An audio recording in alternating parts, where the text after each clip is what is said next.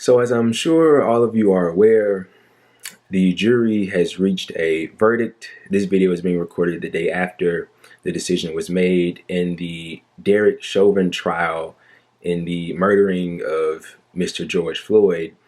So, he is guilty on all three charges. I believe they were third-degree murder, second-degree murder, as well as second-degree manslaughter. And in this video, I will give my reaction, my initial reaction to the verdict, as well as my response, and also my opinions on the media, as well as the reactions that were taken on social media.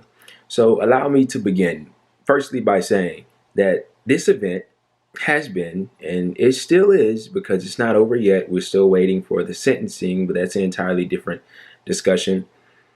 One of the most polarizing events in American history, period, especially in recent American history. You know, one can only think of few events that can compare to the weight of this one, especially as it pertains to black people being killed by police.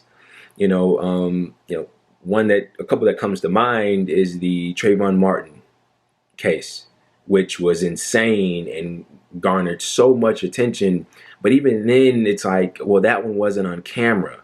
This one we had on camera, and then, one may think, well, what about the Rodney King? And, okay, well, that's a good suggestion. But still, there was something about this one where everybody just kind of tuned in and dialed in. It wasn't unique to America either. Globally, everybody felt this. I remember when it first happened, there were protests, I believe, in like New Zealand, people taking a knee in France. I mean, everywhere you looked, people were engaged. And what has happened as a result of this is that it has sparked a discourse that a lot of people, I feel like, were either choosing to ignore or just weren't, or they just weren't choosing to engage in. And that discourse is the way we police in this country just and correct? And can changes be made in order to make it better? And I feel like that a lot of people don't like to talk about that because, largely in this country, I feel like a lot of citizens just believe that, okay, well, things are the way they are and they're just going to remain that way, whether it's with our healthcare or jobs or wages or whatever, when in reality, it's like, no, things can get better. And I believe that they will get better. It's just, are we willing to put in the effort and the strategies in order to pressure our politicians, the people that make the decisions, to actually do something about it, okay? So that's point number one. Point number two, my initial reaction to the verdict, I felt immediate comfort and relief for the Floyd family. For his family, his friends, anybody that knew him, I felt immediate relief for them because they get some semblance of, I guess I'll say, justice. I don't like saying the word justice as it pertains to this because it really isn't justice. I believe, I can't remember his name. It might be Keith Ellison or something. He said that it wasn't justice, it was accountability. Justice would be if we were to make the systematic changes to where these things were no longer happening, okay? And I totally agree with that.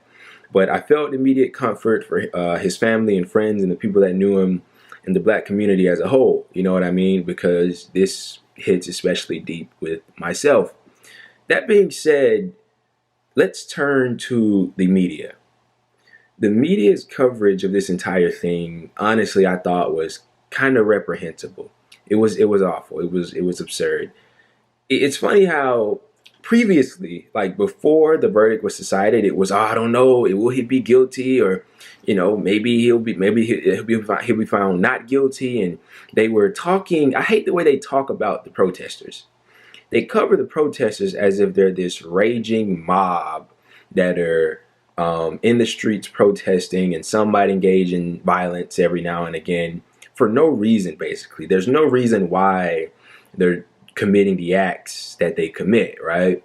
And they're saying that, oh, okay, well, maybe if it's not guilty, what will they do to the stores and the streets, as if we don't have the funds to clean that stuff up, as if we don't have the funds to protect the businesses and the stores, instead of deploying armed guards to attack the protesters. How about have them protect the businesses instead of going on the offensive? That's just a suggestion, right? But that's never considered. And I hate how they look at that in that way. And then once the verdict was decided, all of a sudden, oh, America, this is the country of democracy. Other countries envy us for this amazing decision that the jurors made. It's like, that's a weird 180. You were just coddling in fear about what the protesters might do if he was found not guilty. But now that he's guilty, now all of a sudden America is some utopia. You know, before it was a dystopia, but now it's a utopia. The media is going to be the media, not surprising whatsoever. Thirdly, the reactions on social media. You know, I previously had believed that the right wing, the rabid, hyperbolic, reactionary buffoons that are on the right wing couldn't get any worse. I thought that I had seen the most of it and that they're as crazy as they're ever going to get.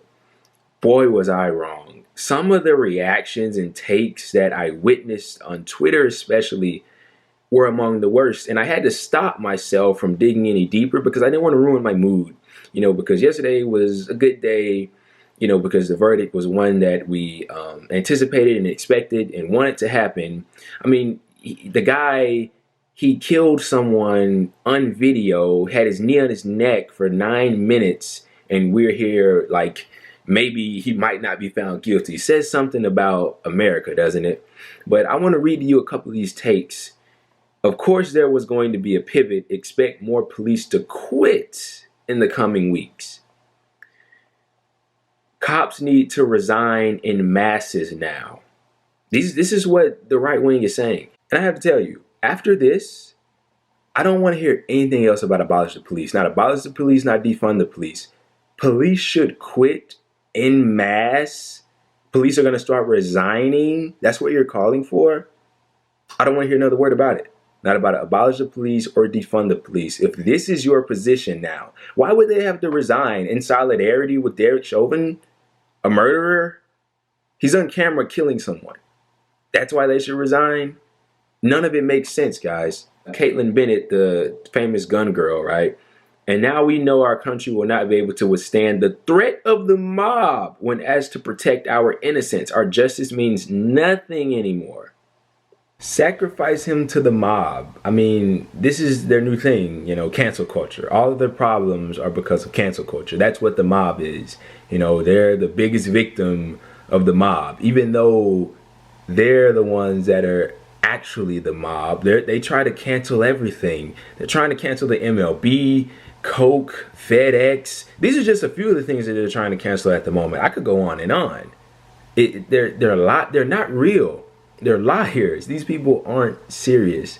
And they're the ones that try to make you believe that they're the most serious. These are the least serious people in society. And here's Ben Shapiro. And we all know he would never have said this had the reverse verdict been reached. So Don Lemon said justice has been served. And he's basically saying, oh, you wouldn't have said that if you would have been found not guilty. Yeah, because justice wouldn't have been served. You kill a man on video, you go to jail for it. That's the way this works. That's the way crime works. And then you serve your time. I mean, what's hard to understand about that? So we're just going to let a murderer walk free. But to these guys, he didn't kill George Floyd. George Floyd had a heart attack, or, you know, he was on drugs, or with the carbon monoxide, whatever. Anything but the knee on the neck to them. But I mean, I'm at a point where I can't even reason with this kind of discourse anymore. Because I ask myself, like, what are you trying to gain from this? This is much more than just being a contrarian. It far exceeds the bounds of contrarianism. Like, you know how those people just come out and have a different opinion just to be different. Like, oh, I don't think he's not guilty, because the masses are saying that he is guilty, and so I'll go. He's not guilty. Well, why? Looking at all the evidence that's presented to you, what makes you think that he's not guilty? They're towing the line, guys. My side is good, your side is bad. They're hacks. They're partisans. I mean, that's all they know. They can't think for themselves whatsoever. They don't have original ideas. These people are insane. I've been saying that for so long now, and I keep getting they keep proving me right as time goes on. I mean, what's next? I mean, you got Ted Cruz saying that, because of Joe Biden, there should be a mistrial. And this is probably the most grandiose thing I've ever seen. What's her name? I think it's Caitlin McKinney, Trump's former press secretary, said that, and I quote, "I think it's the role of the president of the United States to stay back, to not inflame tensions." She said this of Joe Biden, in his anticipation of the verdict, because, they asked him about it and he answered a question. And that's what she had to say. This is coming from the press secretary of Donald Trump. Do I even need to elaborate on that? Do I even need to elaborate on how much of an inflammatory character that man was when he was in the White House, throwing bombs every day, metaphorically speaking, of course. Not really, because he kept the wars going, but still, he was a bomb thrower. He lit fires every day. But apparently now that it's a Democrat, I think the role of the president is to stay back and not inflame tensions. I wonder if she ever said that to Donald Trump. I don't think she did. Something tells me that she didn't.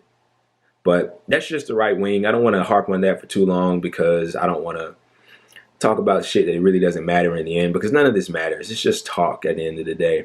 But I do think that the verdict was correct. I'm happy it was what it was, but this isn't real justice. Real justice would be to get to the root of these problems. This is just one guy that just so happened to get caught. In the meantime that this happened, I believe it was a 15-year-old girl that was gunned down in Columbus, Ohio, as the verdict was reached. Yeah, a 15-year-old girl in Columbus, Ohio was gunned down by police. I mean, it's still happening, guys. And also, just a couple more facts for you. Chauvin, whatever, is the 7th on-duty cop to be convicted of murder since 2005 out of around 15,000 police killings during that time frame. And also, the killers of Breonna Taylor, Eric Garner, Trayvon Martin, Michael Brown, and many others are still free. And this guy, Derek Chauvin, he's already a martyr for the right. Already a martyr. That's what happens when these police kill black people. They turn into martyrs. I mean, they just need something to cling to. And I guarantee you, if he gets like a 10-year sentence or a 15-year sentence, as soon as he gets out, he's going to run for Congress or some shit. It always happens. The same with Amber Geiger. I think she got like a 10-year sentence. The person that went into the wrong apartment and killed the man because she thought it was her apartment. She's probably going to come out and drop a book or something. And all the right wingers are going to buy it. The St. Louis lawyer who pointed a gun at the Black Lives Matter protesters. Remember that guy? And his wife was holding the pistol like this, and it was a big meme. He's considering a Senate run. He's running for the Senate. This guy is running for the Senate. Guys, this isn't real life. We live in the Twilight Zone. None of this is real to me. Like, it's so fake, and these people on the right are so hyperbolic. It's hard to believe that they actually exist. I mean, I honestly don't even know what I'm looking at half the time I read some of this bullshit, some of this jargon that you see on social media. But I don't want to fall too far down the rabbit hole. I might turn into one of those people if I do. But I am satisfied with the verdict. I'm glad that they didn't try to push first degree, because then they would have to prove intent. So they did good to stick with what they did. And hats off to the jurors, but it's not over yet. We still have to wait for sentencing, and hopefully he gets a sentencing that is indicative of the crime that was committed. But that's all I have. Thank you for watching. Peace.